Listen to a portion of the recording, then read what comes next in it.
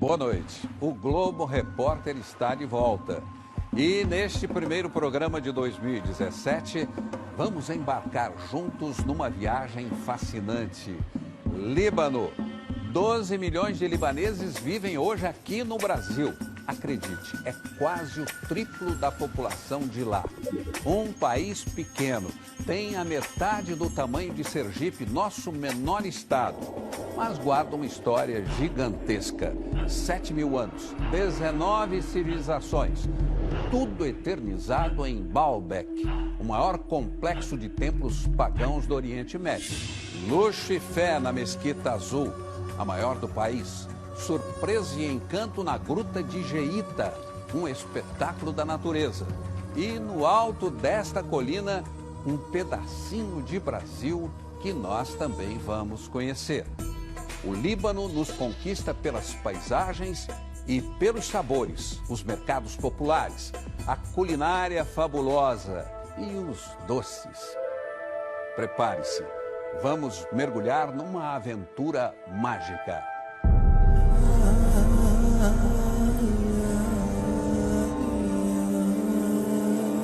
O espetáculo já vai começar.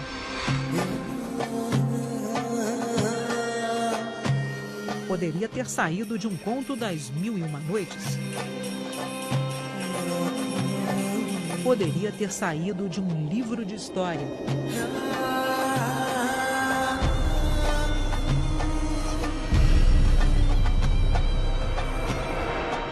Lendas, realidades que seduzem, surpreendem, emocionam.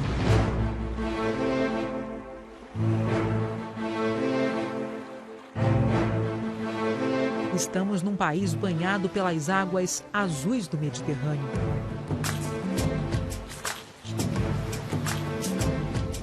É uma nação jovem que conquistou a independência há apenas 7 décadas. Mas esse também é um pedaço de terra que guarda memórias muito antigas, que tem cerca de 7.000 anos.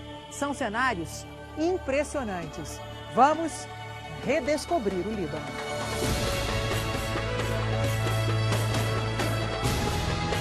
Guindastes erguem novas torres. A capital Beirute vai se reinventando. Orgulho e superação. Vamos aprender muito nesta viagem. Só conseguiria definir o Líbano usando apenas uma palavra? É um sentimento. Então, as pessoas que gostam do Líbano têm um sentimento.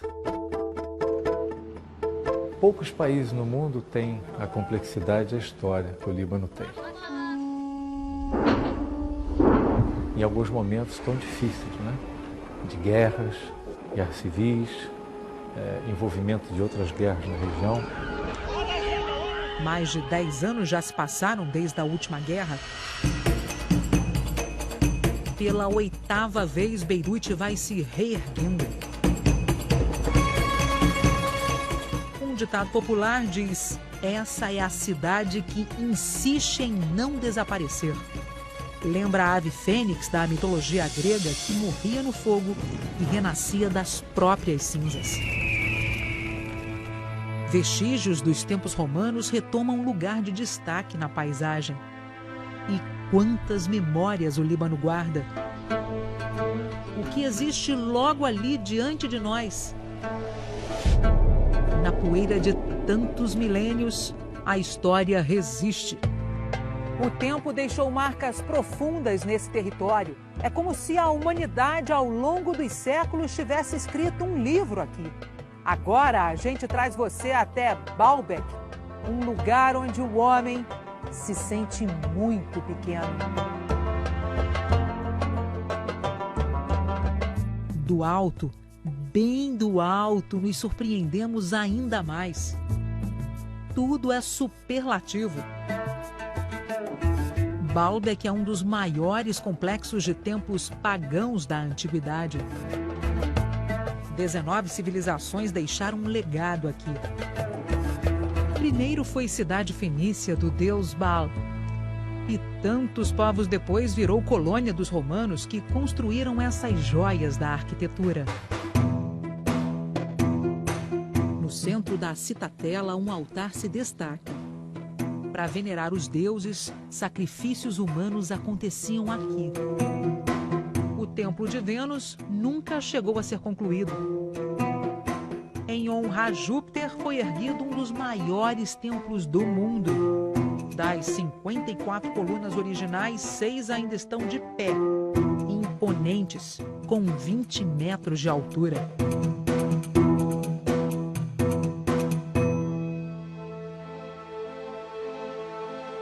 O lugar aqui é ainda mais especial e resistiu bravamente à passagem dos séculos. O Templo de Baco é o templo romano mais preservado do Oriente Médio. Aqui, o bom mesmo é a gente poder deitar para apreciar todos os detalhes. A águia e o cetro guardam a entrada. No portal estão folhas de parreiras e uvas. Baco era o deus do vinho e das festas.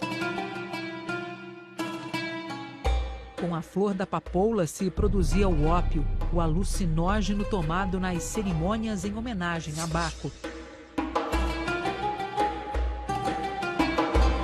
Este já foi um dos lugares mais movimentados da antiguidade.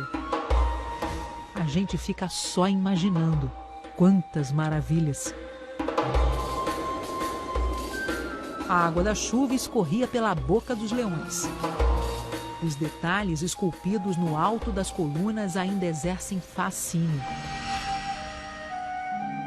E nem o tempo ousou apagar Cleópatra.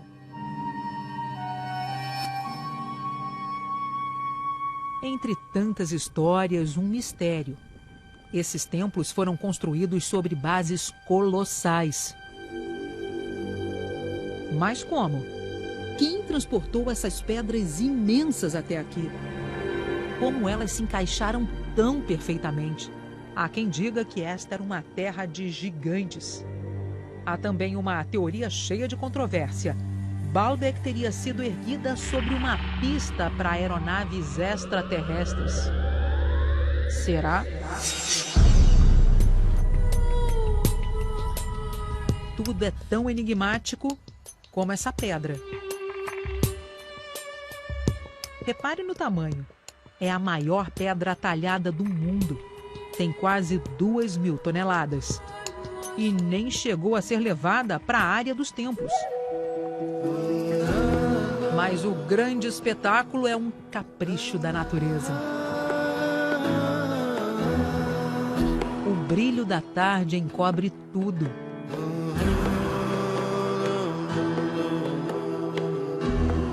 Não foi à toa que os gregos batizaram esse lugar de Heliópolis, a cidade do sol.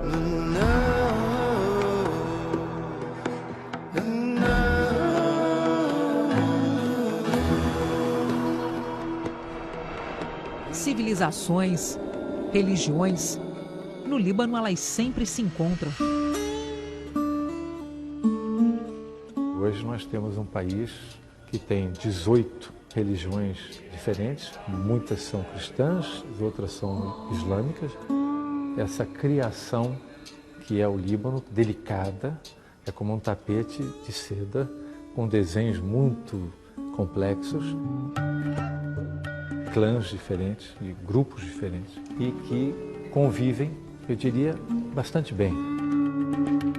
A prova disso está bem ali, lado a lado. A Catedral Ortodoxa de São Jorge, uma igreja maronita, outras 2 católicas. São vizinhas de um monumento imponente com torres que parecem tocar o céu. Mohammad Al-Mini, a Mesquita Azul, a maior do Líbano. Para entrar na mesquita, todas as mulheres precisam cobrir o corpo. A gente usa essa roupa aqui chamada abei. E também, tanto homens quanto mulheres, a gente precisa tirar os sapatos. Uau! E logo aqui na entrada A gente fica impressionada mesmo com esse lustre gigantesco. Um lustre de cristal trazido da França.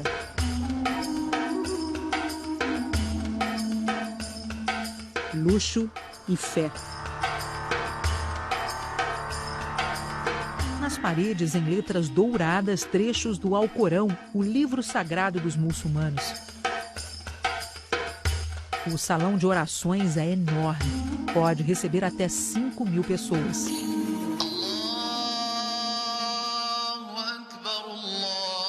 Um chamado começa na mesquita e ecoa por toda Beirute. Hora das orações, sempre feitas em direção a Meca, na Arábia Saudita, a cidade sagrada dos muçulmanos. Mas antes há um ritual de purificação, lavar as mãos, os pés, o rosto. Cada muçulmano deve fazer 5 orações diariamente, da alvorada até o pôr do sol. E quando a noite chega, o Líbano se revela moderno, contemporâneo. Vendo as luzes da Cidade Nova, a gente percebe que essa antiga colônia francesa quer recuperar o apelido de a Paris do Oriente. Se você olhar, aqui é muita riqueza, não é? Ela registra todas as novidades. Eu falo sobre pessoas, eu falo sobre o meu dia a dia, minha rotina aqui. Lu Braga é jornalista, blogueira e brasileira. Conhece bem o Líbano há 3 anos. A primeira vez que eu decidi vir ao Líbano, eu vim com muito medo. As pessoas diziam assim pra mim, olha, lá tem bomba, você não vai poder usar as roupas que você usa no Brasil. A mulher pode sair sozinha, pode beber. Eu mesma eu saio sozinha a qualquer hora do dia, da noite. Posso andar às 4 da manhã com o celular na mão, sozinha na rua, que ninguém vai chegar perto de mim. Essa questão da segurança é algo também que me atrai muito. Você enfrentou algum tipo de preconceito por ser mulher? Não. Pra mim, assim, esqueça esse Líbano, que mulher é reprimida, que mulher não pode fazer nada, que mulher é agredida. Sabe aquela história que tem essa violência? Eu não acredito que exista isso. E olha que eu conheço o Líbano de leste a oeste, de norte a sul, né? E essa diversidade que te encanta? Muito, muito. Eu não me sinto uma estrangeira dentro desse país, eu me sinto em casa. Não pretende sair tão cedo, né? Não. Eu só vou embora do Líbano no dia que o Líbano não me quiser mais. E o que mais pode nos surpreender neste incrível conto libanês? Palácios, castelos, quem sabe uma caverna encantada.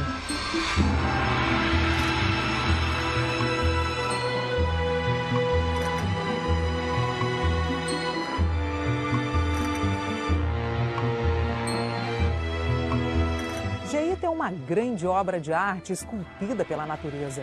E essa artista é inquieta. Ano após ano, ela vai acrescentando mais e mais detalhes.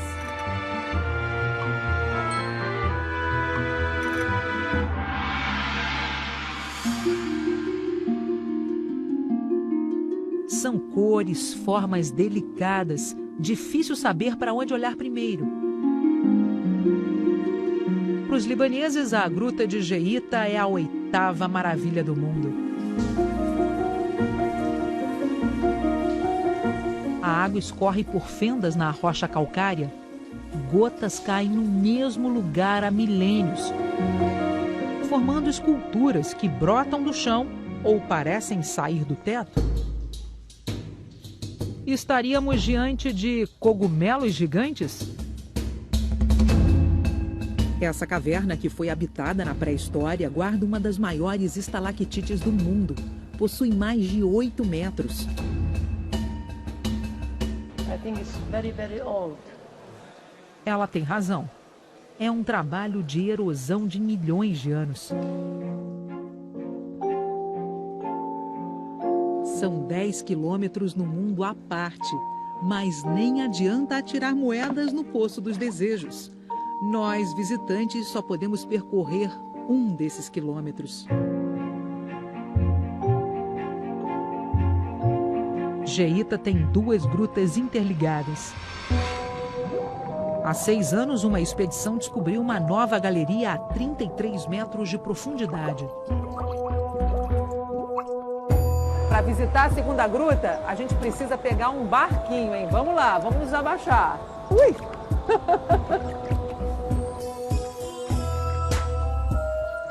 O rio subterrâneo é agora o nosso caminho. O movimento das águas, a luz, tudo é encantador. Aqui a temperatura é ainda mais fria, em torno dos 16 graus. E a gente vai percorrendo labirintos. Tá vendo um barco ali agora?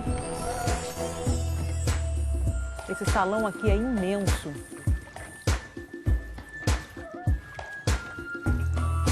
Essa água aqui é clara demais, a gente consegue ver o fundo. Dizem que 75% da água consumida em Beirute vem daqui. Confesso que bate aquela vontade de ficar por aqui. Mas ainda tem tanta coisa para conhecer nesse país. Uma terra mágica, colorida, saborosa e cheia de histórias. O Mar Bravo não intimidou os fenícios. Eles adoravam navegar. O Líbano foi o berço dessa civilização que criou uma das invenções mais extraordinárias, o alfabeto. 22 sinais que mais tarde foram aperfeiçoados pelos gregos. Das aventuras marítimas, peixe fresco nunca faltou por aqui. Os mercados libaneses são um encanto para os olhos, para o paladar. Isso aqui que parece um colar é quiabo seco. Ah, os temperos, verdadeiras especiarias. Pelas ruas estreitas de Biblos, muito ouro e artesanato. Os libaneses são mestres no comércio, na arte de negociar. Difícil é pechinchar. Olha que toalha linda. E essa lâmpada mágica? Tô de olho nas duas. $25. Muito caro, né? 48? Yes, 2 meters. Não, muito caro. No, but So expensive. no, not expensive. Não. 20? Yes, 20? Não, ele tá falando que é o último preço, acho que não. This special price for you. Não. Really? Sou brasileira, não tenho muito dinheiro. Yalla. 45? Yes. Não, only $3? Não, só $3 ele tá This tirando? you Não, have não. 12, you have 12 like this one for No. free for you. Não, um pouquinho mais. Huh? Give me good price for you. 30. Okay. Ok? Ah, consegui. You are welcome. 12. Então vai embora. Okay, yalla. 12? You don't. Ah! Consegui por 12. Depois das guerras, com tanto ódio entre religiões, o país precisava se reaproximar. No coração de Beirute surgiu um jeito simples: juntar os povos através da comida.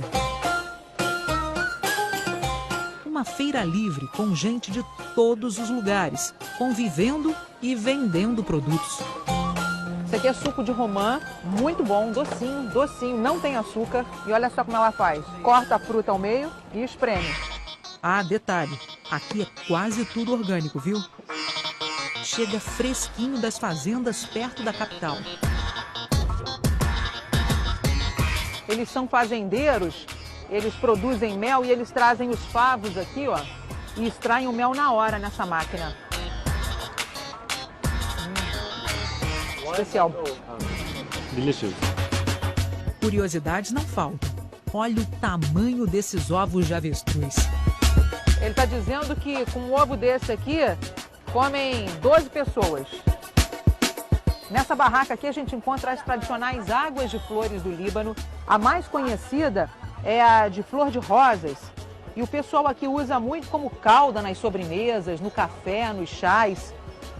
O perfume é incrível, muito suave. As compotas são uma tradição. No inverno rigoroso, quando o Líbano fica branquinho de neve, elas são uma salvação, principalmente para quem vive nas montanhas. É uma pizza recheada isso aqui. É um pouco apimentado, maravilhoso. Isso aqui é feito por essa síria, que está no Líbano já há 5 anos. Vamos ver aqui. Tem nozes dentro. Nossa! No Brasil, o pessoal vai à feira para comer pastel, tomar caldo de cana. Aqui é um pouquinho diferente, viu? O pessoal toma limonada com hortelã e come esse sage aí, que é um pão recheado. Eu escolhi uma verdura que também é conhecida lá no Brasil, a catalônia, e um pouquinho de queijo. Espetacular, gente.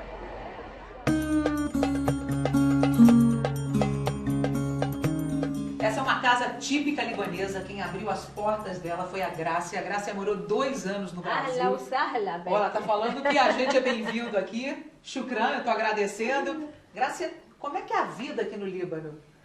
Aqui a gente gosta muito de receber gente em casa, gosta muito de amizade, de viver, de sorrir, de ter prazer, assim. Eu tô me sentindo num castelo, né? As paredes todas de pedra. Esse é antigo, muito antigo, 110 anos. 110. Esse formato de casa se chama Abu. Foram construídas com blocos enormes para resistir aos bombardeios dos tempos de guerra. Olha só como as paredes aqui são grossas, olha o tamanho. Nossa, quanta coisa antiga, Grácia. Esses objetos meu marido colecionou. Ali, essa cama é muito, muito antiga, olha que linda. Uau! E olha o berço, que curioso. Esse baú vocês trouxeram do Brasil? Esse baú era da bisavó do meu marido. Quando ela saiu do Líbano para o Brasil, ela levou esse baú. Levou no navio. Que bela recordação, né? É, né? Os libaneses costumam ter 2 casas, uma nos vilarejos onde nasceram e outra na cidade grande. Tem que ir na faculdade, na escola, para o trabalho, que é muito longe. Mas você faz uma outra casa só para ter uma vida mais fácil. É claro que esse bate-papo ia acabar em comida, né? Olha, tem 2 saladas que não podem faltar na mesa do libanês. O tabule ou o fattoush. Eu, particularmente, adorei o fattoush, né? E a Graça e a Dúnia vão ensinar aqui pra gente. Essa verdura que não tem no Brasil é... Como é que eles chamam? Bale. Bale. Bom, se a gente não tem lá no Brasil, a gente pode colocar substitui por uma outra. Rúcula, pepino, tomate e cebola. Numas rodelinhas assim, né? Assim. Azeite de oliva com sumá. Você sabe esse sumá aqui é muito interessante, né? Vocês chamam de uma pimenta libanesa, né? É um pozinho que tem um gosto de limão, né? Sim. Então, por isso que nessa salada a gente pode substituir pelo limão, não é isso? Aí você faz essa mistura aqui, então. E sal. Pimenta do reino. Um pouco. E óleo de oliva. Uma delícia. Já tá perfumada, hein? Tem que colocar sal? Não? Na hora de servir, entra o pão árabe, torrado ou enroladinho e frito no óleo. Esse mais diet, esse mais gostoso. Mas engorda um pouquinho mais, né? Aí já viu, foi aquele desfile de delícias. Quibe cru, assado, peixe com nozes, quanta coisa boa. De um palacete para o outro, direto para a sobremesa. Chegou a hora de provocar vocês. Nem precisa falar nada, hein? São os verdadeiros tesouros do Líbano. Doces, muitos doces. E uma cozinha gigantesca para dar conta das encomendas numa das mais tradicionais docerias do país. Chocolate, pistache. Aquele ali tem amêndoas. Meu Deus do céu. Agora repare na expressão da galera. Se tem um segredo nessas receitas, é a alegria. Bom, chegou a hora de provar, né? Chegou a hora, né? Quero ver se o motivo de tanta alegria. Vou provar, hein?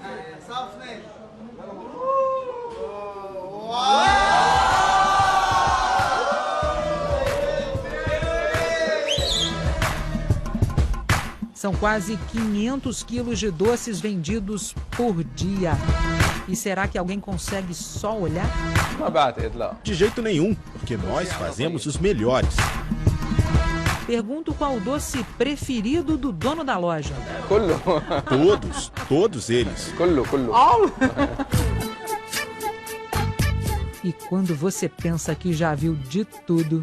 Pastelaria da Tina. Dá uma olhada na variedade desse cardápio. Pastel, pão de batata, pizza, tem até coxinha. Tá achando que eu voltei pro Brasil?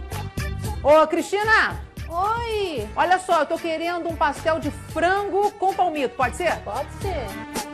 Brasileira, muçulmana, há 19 anos no Líbano. Ela até tem saudade do Brasil, mas decidiu ficar. Hoje o Líbano já tá bem gostoso também. Minha família tá aqui, meus filhos estão por aqui, meu pai, meus irmãos. E com pastel você mata a saudade, Melhor então. ainda. E atrai muitos brasileiros, né? Bastante brasileiro. Deixa eu provar esse pastel aqui. Pode provar, fica à vontade. Vamos lá, vamos provar. O que impressiona é a quantidade de recheio. Eu acho que você põe muito amor aqui, né? Bastante. De coração. Até que reclamam de tanto queijo. A pastelaria da Tina fica aos pés daquela colina, que guarda uma surpresa e tanto. Brasileira? Tudo bem? Tudo bom? Como é que você tá? Tudo bom. De São Paulo também? É. A língua oficial desse lugarejo aqui é o português, é isso? Graças a Deus. É isso mesmo. Sultan Yaqub é um vilarejo brasileiro no Líbano.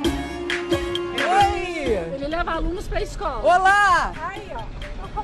Fala português? Boa tarde. Olá, tudo bem? Eu tô ótimo, e você? Vai bem ou vai de trem?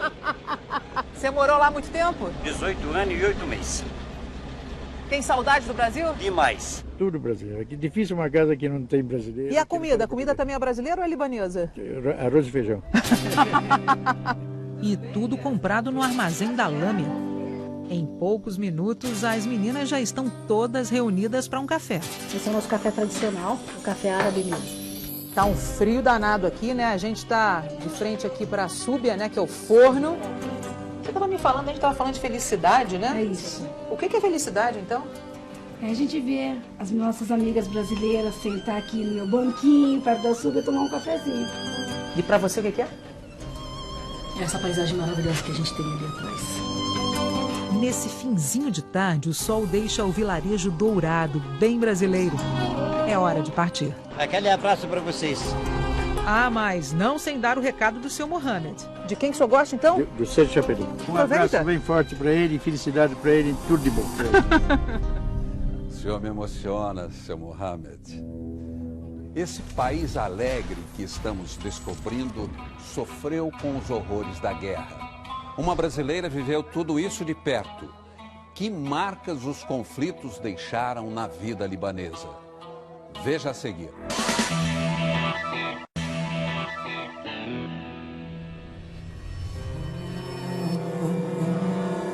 Toda fábula tem romance, felicidade, mas não existiria sem a dor.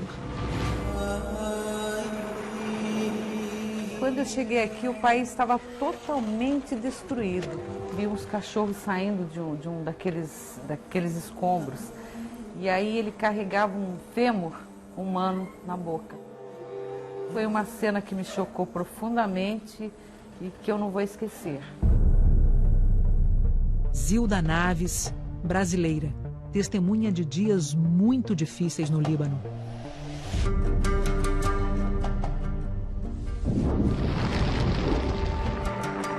Eu estava indo com uma amiga para o Vale do Bekaa, em Baalbek. O filho dela nos avisou que era para voltar para casa, que poderia acontecer uma guerra aquele dia. Foram 33 dias de combates intensos. O pavor, o medo, o desespero, né? Eu ia até a cozinha, pegava alguma lataria, o que a gente tinha ali guardado em estoque, levava para o corredor e é ali que eu me abrigava. Eu já tinha mandado a minha filha recém-operada, eu consegui tirá-la, mandei ela para Dubai, eu fiquei sozinha. Uma trégua de poucas horas foi anunciada, chance que muita gente teve de fugir de ônibus para a Síria. Aí eu não pensei duas vezes. Os bombardeios que disseram que ia dar uma trégua até o meio-dia recomeçaram às 11 horas, que era bem na hora que a gente estava passando. E aí acertaram dos ônibus, não do nosso comboio. Nós vimos o desespero, entendeu?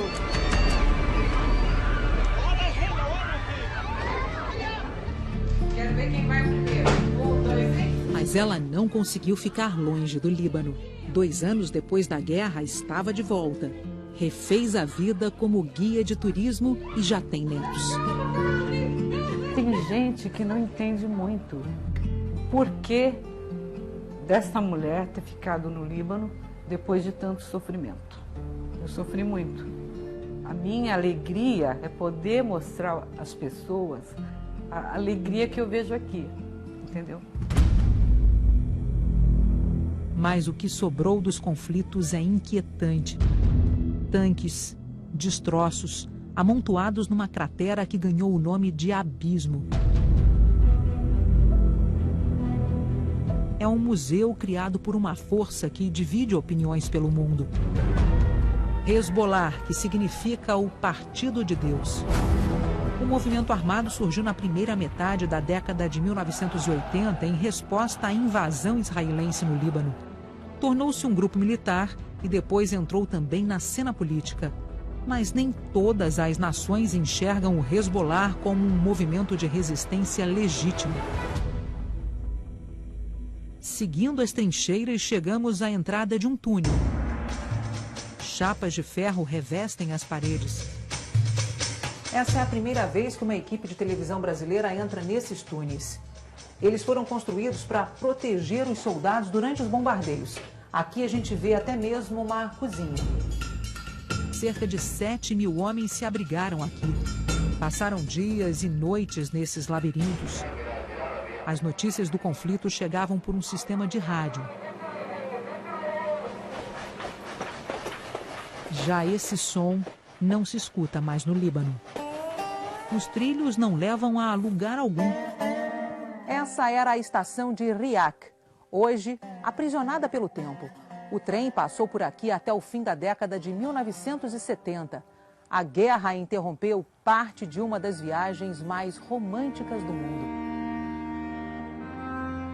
O Expresso do Oriente passava por aqui. Era o trecho que ligava Paris a Constantinopla, hoje Istambul.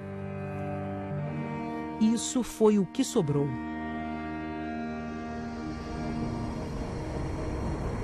Em Beirute, marcas da guerra ainda estão visíveis.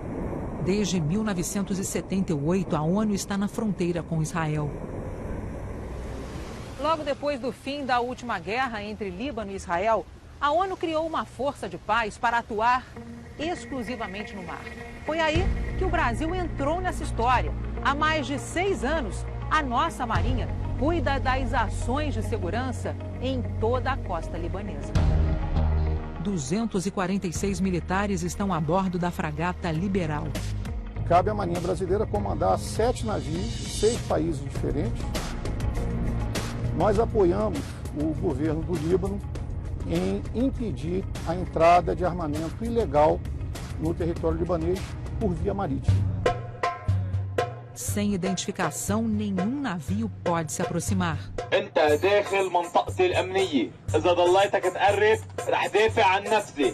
E se houver insistência,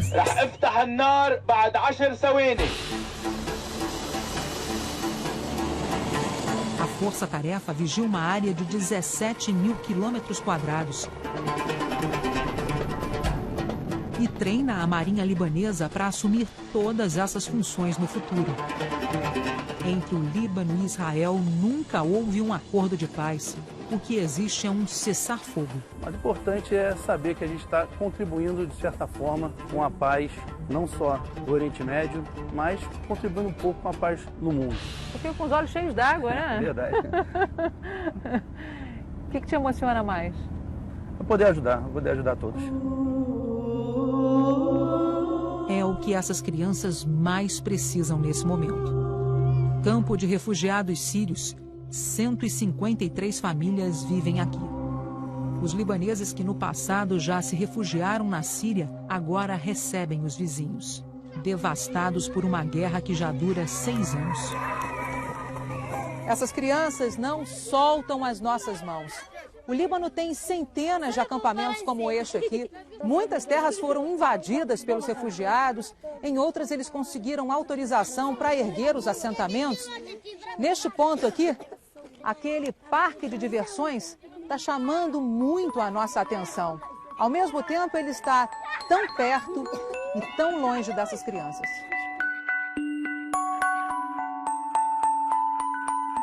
Essa menina é a Safá, ela tem 9 anos e o que me impressionou muito aqui é que todas as crianças estão rindo muito, dando muitas gargalhadas, mas a Safá fica sempre séria. Can you smile? Yeah? Yeah? Yeah? Ah, agora ela deu um pequeno sorriso. Shukran. Um sorriso sincero que foi embora em poucos instantes. A mãe dela, o Sul, tem 30 anos e mais 4 filhos.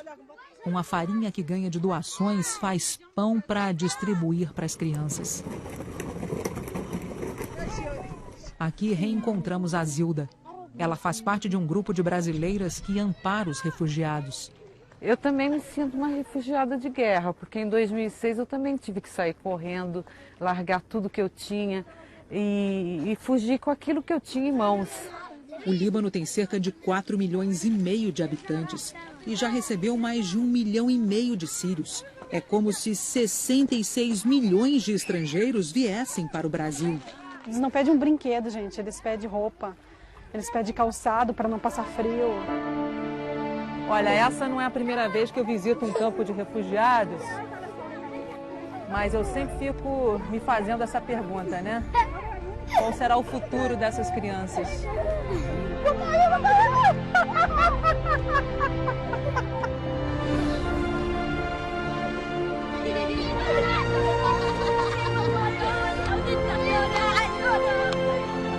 Quantas experiências!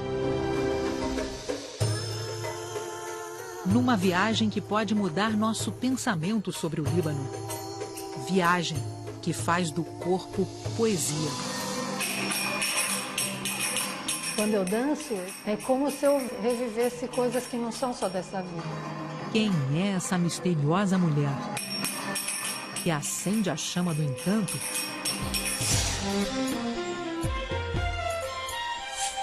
e nos seduz com a magia dos véus? A gente está nos bastidores, né, de um espetáculo. Quem é a Naima, essa artista que vai se apresentar daqui a pouquinho? Meu nome é Naima Yazbek, eu vivo no Líbano há 7 anos. Primeiramente eu vim para cá buscar as raízes da minha família e também por causa da dança e da música, que eu sempre trabalhei e pesquisei e fui amante da cultura árabe. Quando o espetáculo começa numa casa de shows de Beirute, a brasileira está entregue à arte.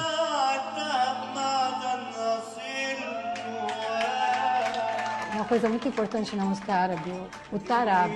O tarab é quando a pessoa sente um encantamento, um êxtase. O que te faz ficar aqui? Essa paixão, eu não sei explicar. Eu acho que eu não acabei o que eu tenho que fazer aqui.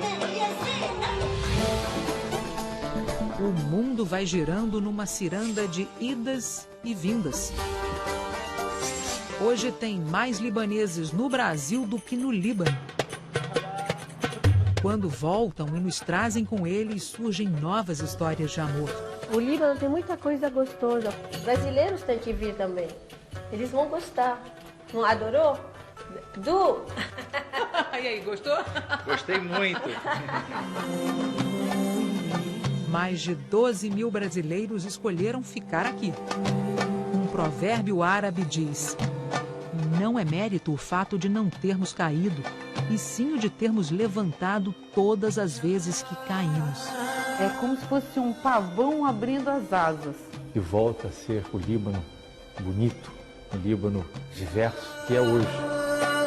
1001 noites no Líbano. Tá aí, uma bela história árabe.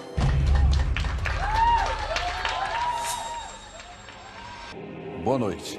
Nesta Sexta-feira Santa, vamos percorrer os caminhos sagrados do cristianismo, refazer os passos de Jesus de Nazaré no Oriente Médio, conhecer a terra que na Bíblia é chamada de paraíso.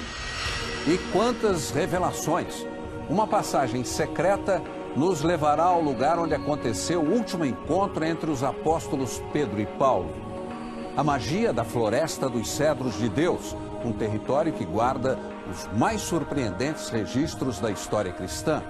E vamos conhecer um dos últimos eremitas do Vale Santo. O que aprendeu o homem que vive isolado entre as montanhas? A Galiléia libanesa e o exato local onde teria acontecido o primeiro milagre de Cristo. Pão, vinho e azeite, alimentos sagrados para o corpo e para a alma. As fortalezas dos tempos dos cruzados. Vamos embarcar juntos nesta aventura movida pela fé.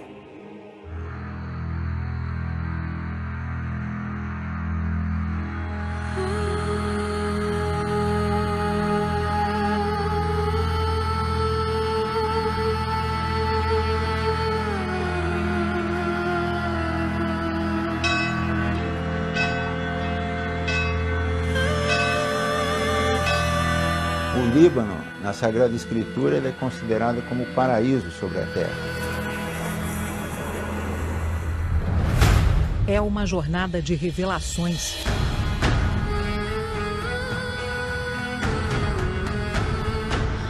Por onde andou Jesus Cristo em 3 das mais antigas cidades do mundo? Muitos profetas vieram para essa região, justamente por ser esse oásis do Oriente Médio. Uma terra de milagres. E quantos mistérios?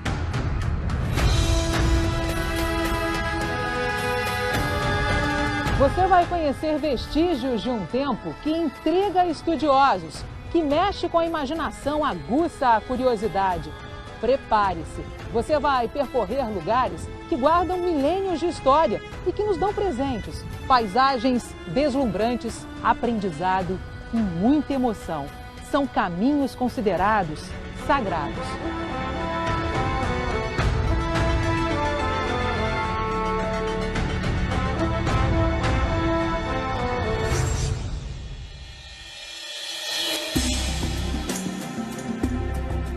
Quantos cenários num país tão pequeno. O verde fica escasso e a aridez domina o horizonte. Uma estrada empoeirada, um caminho sagrado. Existe um lugar onde Jesus passou a maior parte da vida, fez muitos milagres. Pé na estrada, a gente vai conhecer a parte libanesa da Galiléia.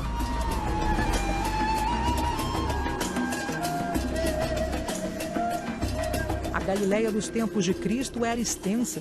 No mapa de hoje, ocuparia parte dos territórios de Israel e do Líbano. Estamos a 100 quilômetros da capital Beirute, pertinho da fronteira israelense. O vilarejo nas alturas é Caná da Galiléia. Alvo de bombardeios, o mais grave deixou cerca de 100 mortos em 1996. Chegamos pouco depois da chuva. Há tempo de apreciar um arco-íris. Parece mesmo um sinal.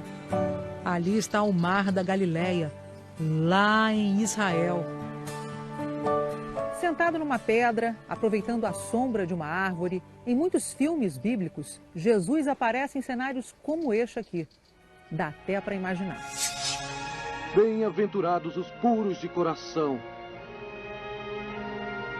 pois eles verão a Deus. Uma cena assim poderia ter acontecido aqui. Misteriosas figuras talhadas na pedra guardam a história. Seriam os 12 apóstolos em volta de Jesus? Estão aí desde os primeiros séculos do cristianismo.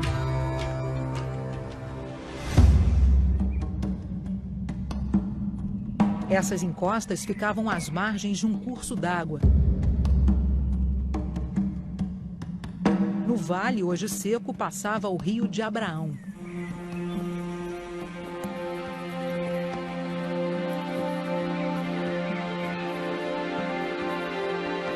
Lugar perfeito para uma noite de sono. Depois de longas caminhadas, Cristo e seus apóstolos faziam isso, bem aqui, uma pequena caverna muito procurada para orações. Nos enche de sensações e pensamentos. Um homem e seus apóstolos, dormindo em grutas, andando por aldeias, ensinando tanto.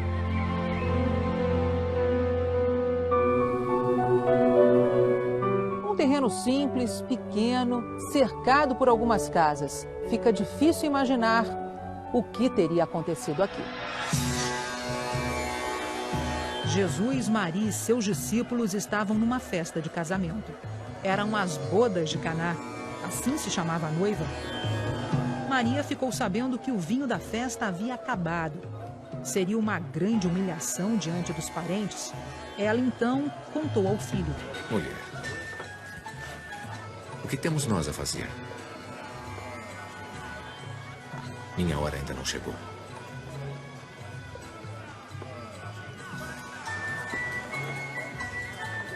Façam o que ele está mandando. Havia 6 jarros grandes de pedra e Jesus mandou enchê-los. Transformou água em vinho. Agora tirem um pouco e levem para o dono da casa. Foi o primeiro milagre de Cristo. Escavações arqueológicas revelaram as ruínas, mas a descoberta gerou polêmica. Já é mencionado que é ali o local do primeiro milagre desde o segundo século. Já Eusébio, que é um historiador, comentava sobre isso, mas ficou sempre na dúvida que na Palestina tem uma outra Cana, que fica perto de Cafarnaum, na Palestina. Então as duas têm o mesmo nome, mas aí vem que uma parte de historiadores, eles dizem que está no Líbano, outra parte de historiadores dizem que está em Israel, na Palestina. Então, essa discussão ainda não se chegou a um comum acordo. Os arqueólogos, eles não dão uma definição. Quem discute sempre são os historiadores. Então, se Cana é a Cana onde ele fez o primeiro milagre ou não, mas seguramente é um local por onde ele passou. Quem cuida dessas relíquias cristãs é uma muçulmana. Nur é voluntária e mora bem ao lado das ruínas. Jesus é um profeta, e como profeta, ele não é só dos cristãos, mas dos muçulmanos também. Então, por que não vigiar o lugar que foi de Jesus? É do povo e dos muçulmanos também. Esse, então, é um monumento de todos, né? Não importa a religião que você tenha. Com certeza.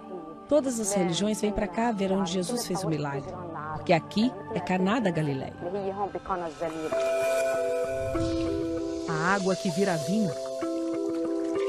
O vinho que acompanha o pão. Pão e vinho simbolizam o corpo e o sangue de Jesus, a última ceia do Senhor, multiplicada através dos tempos. Os campos do Líbano ganham mais cores com as plantações. Estamos no Vale do Becar, um dos lugares mais encantadores desse país.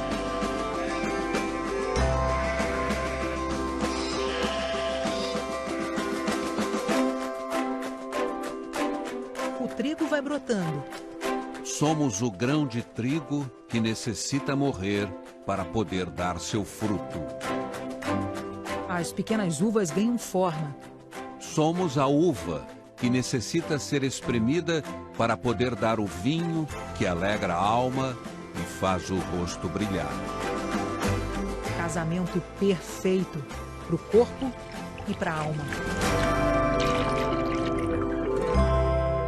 Esse mosteiro se tornou uma das vinícolas mais importantes do Líbano. São 2 quilômetros de túneis que foram descobertos no fim do século XIX. Sabe como? A história é curiosa.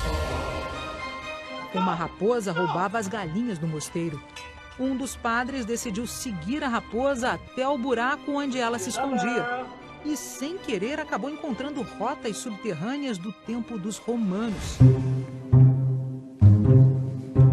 Até hoje, ninguém sabe para que elas serviam. A poeira esconde um tesouro. Essas garrafas estão aqui há mais de um século.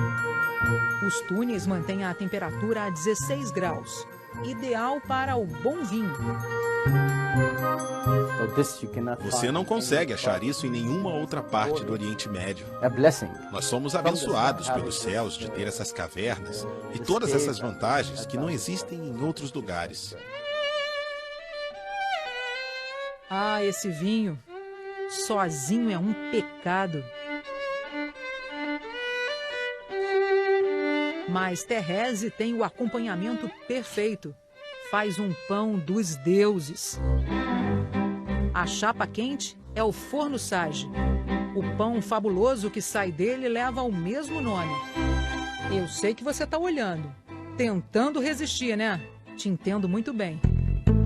Thérèse cobre a massa com uma mistura de queijos da região. Ah, se você pudesse sentir o cheiro. E o sabor? Vamos experimentar, né? E é com a mão mesmo que a gente come. Caí em tentação. Não tem santo que dê jeito. Quantas mensagens pelo caminho. Diante de nós surge uma floresta.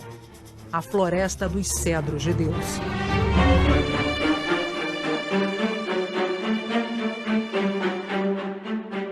Eles são impressionantes, gigantes mesmo. É uma das espécies mais fortes da natureza. Não é à toa que o cedro está estampado na bandeira. É um símbolo do Líbano. E já foi citado dezenas de vezes na Bíblia. O justo florescerá como a palmeira, crescerá como o cedro do Líbano. Um crescimento lento, mas com estabilidade. O cedro também é chamado de árvore da vida, da eternidade. Escuta só essa história. Este cedro tem mais de 3.000 anos. No fim da década de 1980, a natureza foi implacável com ele. Um raio dividiu a árvore. Parecia o fim, né? Mas numa floresta sagrada, tudo pode acontecer. Martírio, crucificação, o sofrimento de Cristo esculpido no cedro por um artista local. O real e o imaginário se confundem. Cristo foi pregado na cruz feita com cedros.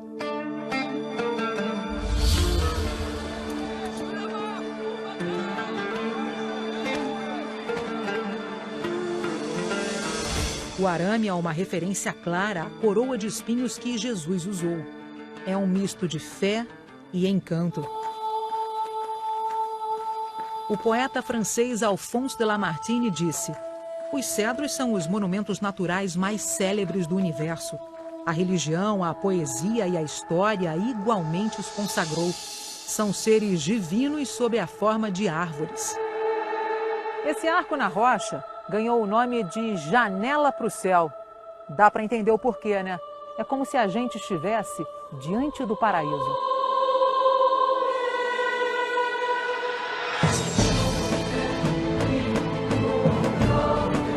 O paraíso do Líbano. Há quem diga que ele fica bem aqui entre cânions e montanhas, onde os pecados são deixados para trás. Estamos sobrevoando o Vale do Kadisha, o Vale Santo. Durante as perseguições, muitos cristãos se refugiaram aqui e fundaram a Igreja Maronita. É a Igreja Católica do Oriente que reconhece a autoridade do Papa. Desde o século VI, o lugar serve de proteção para quem busca o isolamento. Essa queda d'água é a única da região que nunca seca. Diz a lenda que os monges tinham que carregar jarros com água muito pesados para amolhar as macieiras. E pediram a Santa Lourdes que uma nascente surgisse ali. O milagre aconteceu.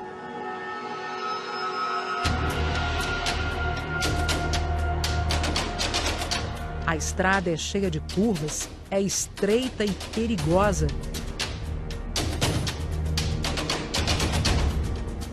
Nem o nosso carro resistiu.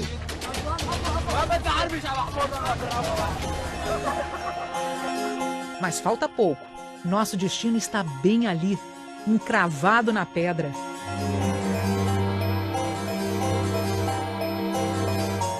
O monastério de Santo Antônio é o mais antigo do Vale do Cadixa, erguido no século IV. Logo aqui na entrada, a gente vê uma gruta em homenagem a Nossa Senhora.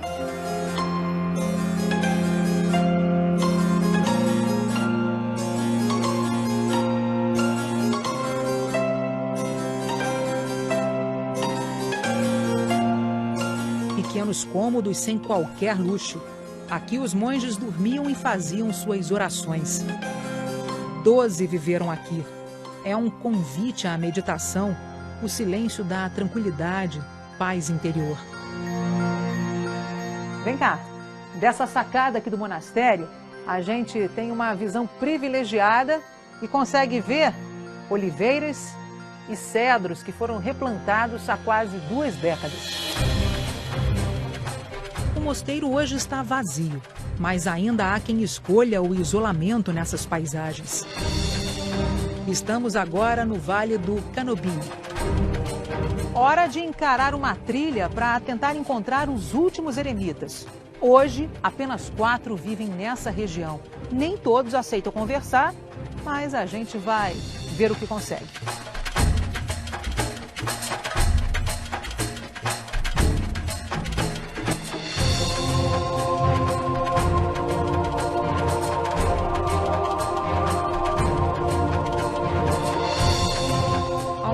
Ruínas de eremitérios, abrigos de eremitas.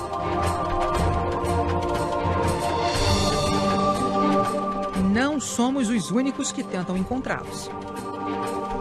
It's far? Still have 20 minutes. 20 minutes? Okay, thank you.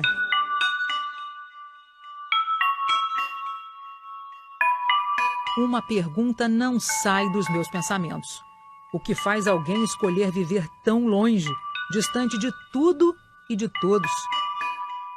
Aqui no caminho a gente vê uma imagem muito bonita, uma oliveira ao lado de uma cruz. É um lugar que dá muita vontade da gente fazer uma oração, né? Independentemente da sua religião. Quase 1 hora depois achamos o lugar. Mais algumas escadas de pedra e finalmente chegamos. Ah, e demos sorte. Nunca poderíamos imaginar essa cena. O padre eremita está animado com as visitas. Mi nombre é Betty. Betty. Sí, son de Brasil. De Brasil. Sí, ¿cómo estás? Si hablas Brasil, ¿comprendes español? Sí, muy bien. Normalmente não hablo com nadie. Normalmente eu não falo com ninguém. Vivo em silêncio. Mas quando estou no pátio e me encontram aqui, respondo o que me perguntam. Outro ermitão diz apenas que não fala com ninguém e sai. Mas eu não acho isso muito decente. Muito decente. Padre Dario é colombiano e vive aqui há quase 2 décadas. Para ser um ermitão, necessariamente tem que vir para o Líbano, que é a única parte do mundo onde ainda existem ermitões como os antigos padres do deserto.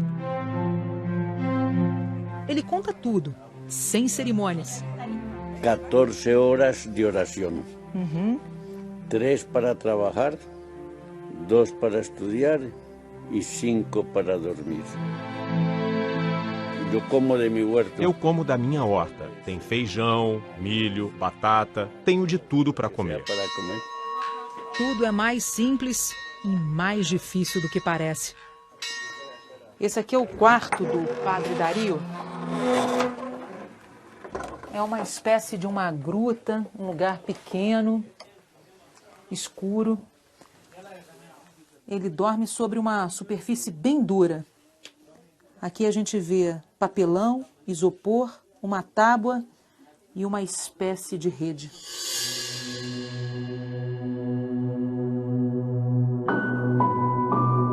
O travesseiro, acredite, é uma pedra.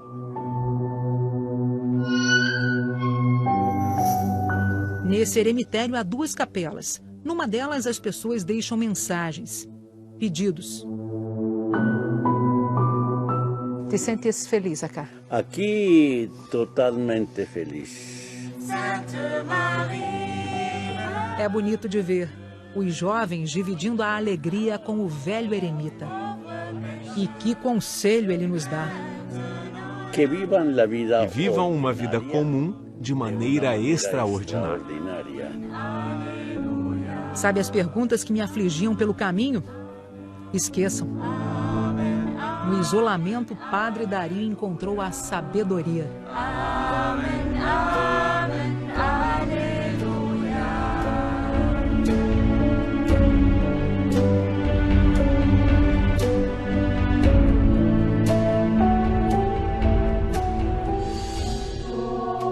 O último encontro de 2 apóstolos e a gruta onde Nossa Senhora e Maria Madalena aguardavam por Jesus. É daqui a pouco.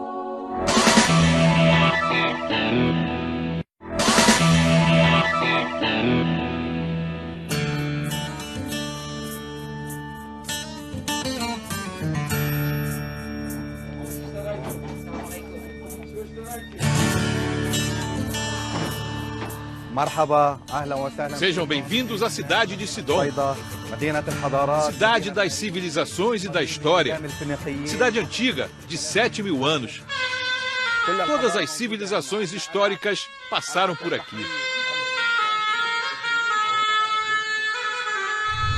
30.000 pessoas moram aqui, né, ao redor desse mercado, né? Eu encontrei 2 meninas, a Fadian, que tem 5 anos, e a Zeiba.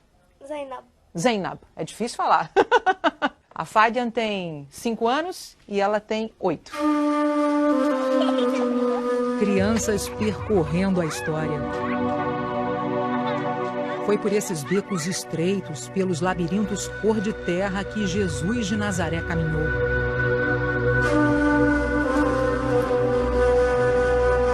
Seguimos o som que vem daquela direção. Na entrada simples, uma igreja do século VIII.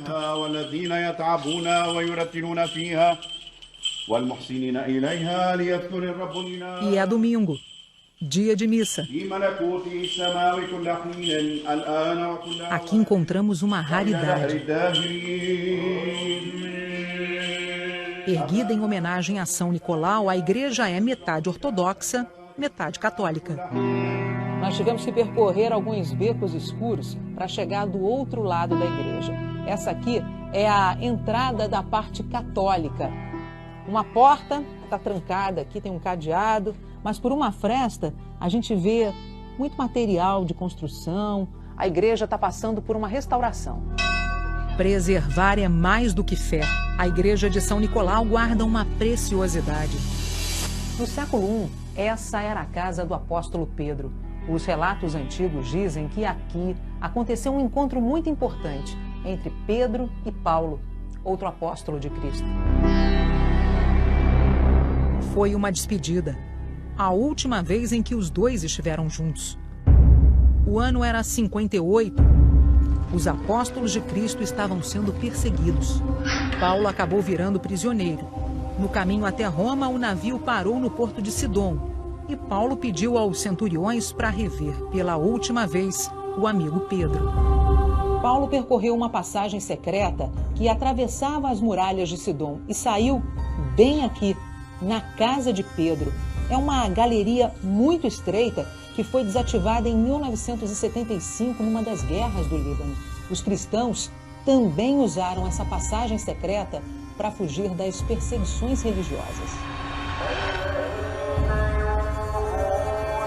O som das mesquitas hoje ecoa no antigo caminho de fuga. Passa um filme. Como é que era isso aqui antes, né? Ouvindo esse chamamento, então, ó, eu sinto uma paz aqui, imensa.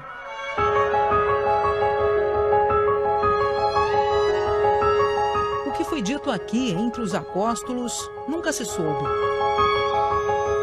Mas os passos seguintes a Bíblia nos conta. De Sidom, a qual o navio atracou depois de deixar Cesareia, Paulo navegou finalmente até Roma. Paulo acabou decapitado e Pedro foi crucificado de cabeça para baixo. Sidom é considerada parte da Terra Santa, assim como outras cidades libanesas. A região litorânea, que hoje vai da faixa de Gaza até a Turquia, pertencia à antiga Canaã.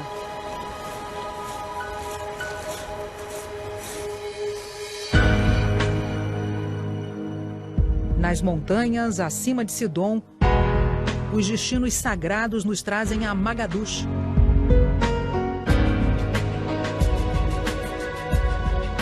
Essa catedral acabou de ficar pronta, suntuosa. Mas o que chama mais a atenção dos fiéis é essa gruta, bem simples. Ela foi transformada numa capela por Santa Helena no século IV. Santa Helena era a mãe do imperador Constantino, que tornou o cristianismo a religião oficial do Império Romano. Mas por que uma capela aqui? Esse é mais um lugar onde Jesus passou e ele não estava sozinho. Quando Jesus esteve aqui na região, ele veio acompanhado por sua mãe Maria e os apóstolos. Junto com eles estavam outras mulheres, inclusive Maria Madalena. Na época, as mulheres judias não podiam entrar nas cidades pagãs, como Sidom. A gruta virou um local de espera, de esperança. Assim, a mãe de Cristo foi eternizada, Nossa Senhora de Mantara. Vem da raiz do verbo árabe natara, que significa esperar. Jesus teria feito um dos seus milagres ao deixar a gruta. Uma mulher cananeia, que tinha vindo daquelas regiões, clamava: Senhor, filho de Davi, tem compaixão de mim. Minha filha está horrivelmente endemoniada. Então lhe disse Jesus: Ó mulher, grande é a tua fé. Faça-se contigo como queres. E desde aquela hora, sua filha ficou sã. O que o senhor sente celebrando missas na gruta? Meu sentimento é como o de milhões de pessoas que passam por aqui. Eu sei que essas pessoas vêm com muita fé.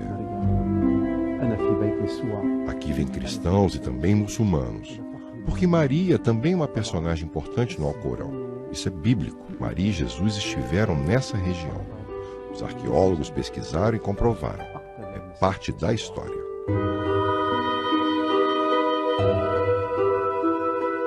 Num lugar que já viu tanto ódio, o símbolo do reencontro entre mãe e filho, Maria e Jesus, torna a fé ainda mais forte.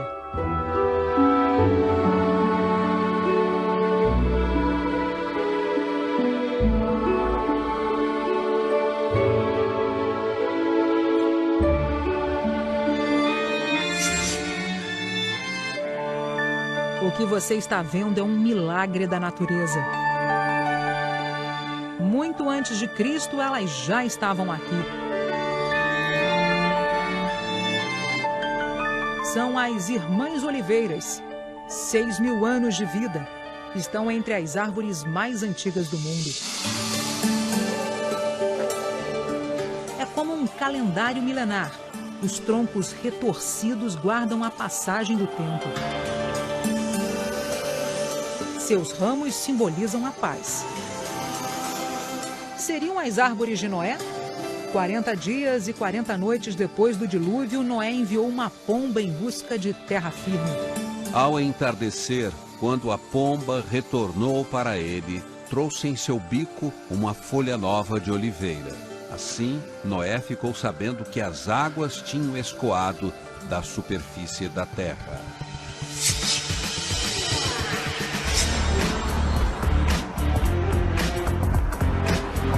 Seguimos para a região das maiores plantações de oliveiras do Líbano. Essa família vai levando folhas para fazer chá. E esse caminhão, acredite, uma oliveira inteirinha que será replantada em outro terreno. Só que a árvore de 1.500 anos acabou enganchada nos fios. Vai dar trabalho tirar ela daí. Bem-vindos a Darbastar, onde do alto se vê muito mais oliveiras do que gente. As plantações cresceram junto com a expansão das civilizações pelo Mediterrâneo que durante séculos governaram o mundo. Nessa fazenda, as oliveiras recebem todo o cuidado. Modernizada, a colheita das azeitonas não machuca a árvore. Resultado? Mais frutos ao longo do ano e muito mais sabor. Essa cooperativa foi criada há 10 anos. E tem brasileiro nesse projeto. Rosali, o que uma brasileira faz nesse lugarejo aqui do Líbano? Pois é, eu vim ao Líbano para conhecer as tradições da minha família, dos meus avós, dos meus tios. E num desses passeios acabei conhecendo meu marido, me apaixonei, casei e fiquei. E o que as oliveiras representam para você? Essa é a identidade do nosso vilarejo.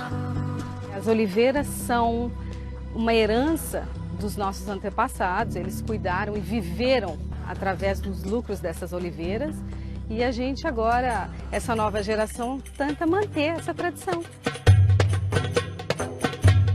A gente pode dizer que essas terras libanesas guardam um pouco do Brasil. Essa turma aqui está participando da colheita da azeitona. A senhora tem 94 anos e ainda trabalha na terra. E esse senhor aqui entende bem o que eu estou falando. Essa é a melhor azeitona do Líbano? Essa é a melhor azeitona do Líbano, não. Essa é a melhor azeitona no mundo. No mundo? Bom, o seu Tony, ele fala um pouquinho de português porque ele morou 2 anos no Brasil. Essa terra aqui, essa terra de minha avó. Minha avó deu para meu pai deu para mim. Vale ouro? Mais de ouro. É ouro mesmo.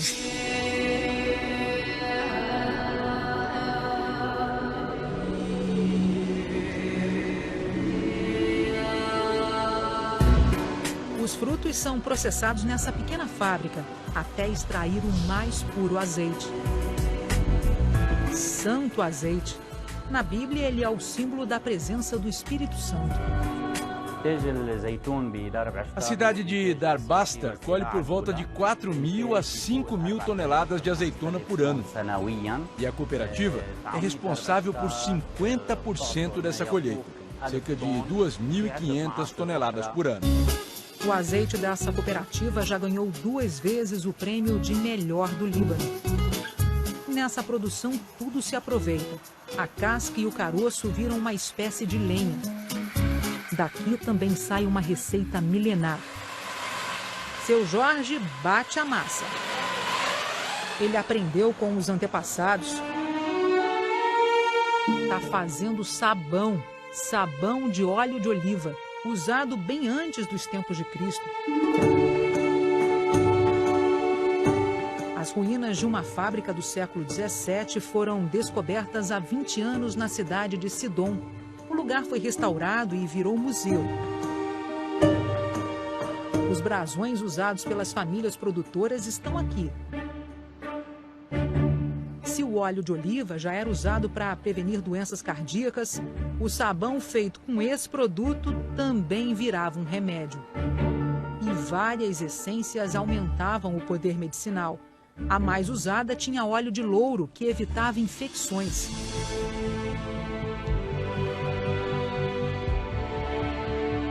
É mesmo uma árvore sagrada. Nada se perde, tudo se aproveita.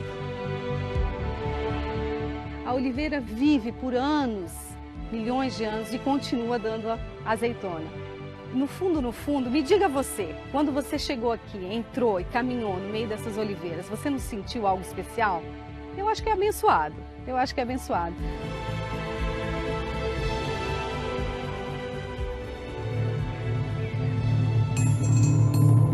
Uma santa casamenteira levada do Brasil para o Oriente Médio e as fortalezas do tempo das cruzadas. É daqui a pouco.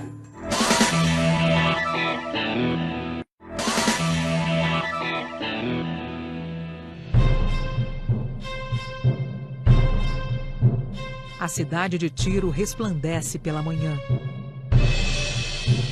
As colunas romanas revivem os tempos de glória.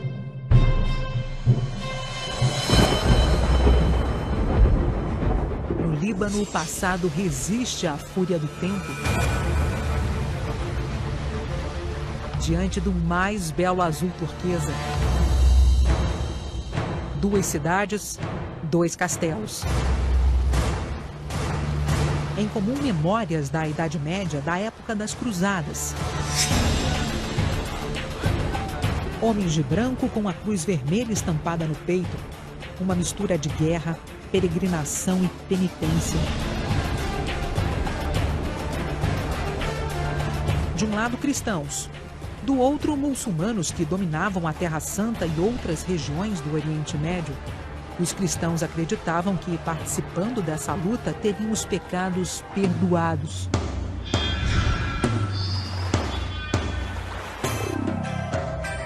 As ruínas do Castelo do Mar, em Sidom, viraram ponto turístico. O azul do Mediterrâneo visto das muralhas é um espetáculo. Esse castelo foi erguido com pedras de um outro castelo que já estava em ruínas. Eles usaram, por exemplo, colunas do tempo romano para servir de base para a construção. Reaproveitar material para construir mais rápido era uma técnica dos cruzados. A arquitetura de encaixe fica ainda mais clara no castelo em Biblos. Blocos grandes de pedra deixavam as fortalezas mais resistentes, prontas para o combate. Tanto aqui em Biblos quanto em Sidom. Dessas janelas estreitas, eles lançavam as flechas. As escadas aqui do castelo têm degraus bem altos. Na parte de cima, uma visão geral do mar e da cidade. Ao todo foram 9 cruzadas, do século XI ao XIII. As batalhas religiosas fracassaram e acabaram deixadas de lado. A igreja maronita de São João Marcos é outra relíquia daqueles tempos. Os otomanos transformaram essa igreja num estábulo. Somente depois da Primeira Guerra Mundial, o templo voltou a ganhar importância. Vieram os monges maronitas que limparam o chão e as paredes com água de rosas. É a única erguida pelos cruzados que ainda está de pé. Neste país movido pelas crenças, a capelinha do século XVIII poderia passar despercebida. Poderia. No Brasil, Santo Antônio é o santo casamenteiro. Nesse pedacinho do Líbano, a história é diferente. Essa atribuição cabe a uma santa, que você também conhece. Um quadro de Nossa Senhora da Penha veio do Rio de Janeiro nos anos 1940 com uma família libanesa que voltava para a terra natal. Algumas mulheres começaram a pedir para a santa um namorado. Deu certo. A fama se espalhou e Nossa Senhora da Penha aqui virou santa casamenteira. Mas nós encontramos um homem fazendo orações. Eu venho rezar aqui, mas eu sou casado, como eu te disse. Pierre vem agradecer a esposa que já tem. Mas lembra que para Nossa Senhora não importa o pedido, basta ter fé. Quem precisa de ajuda vem pedir a ela. Aqui é quieto, pequeno, não é uma grande igreja com decorações, é o que realmente é o cristianismo. Simplicidade foi o que encontramos nesses caminhos sagrados. Nos passos de Cristo pelo Líbano, nos alimentos santos eternizados na Bíblia. E as religiões todas vieram para cá num sentido de refúgio, mas também por sentirem que estão no paraíso terrestre. Num tempo de tantas guerras, o sábio eremita mostra um caminho. O mundo muda se o homem muda. O homem muda se mudar o coração. E o coração muda quando aprende a amar.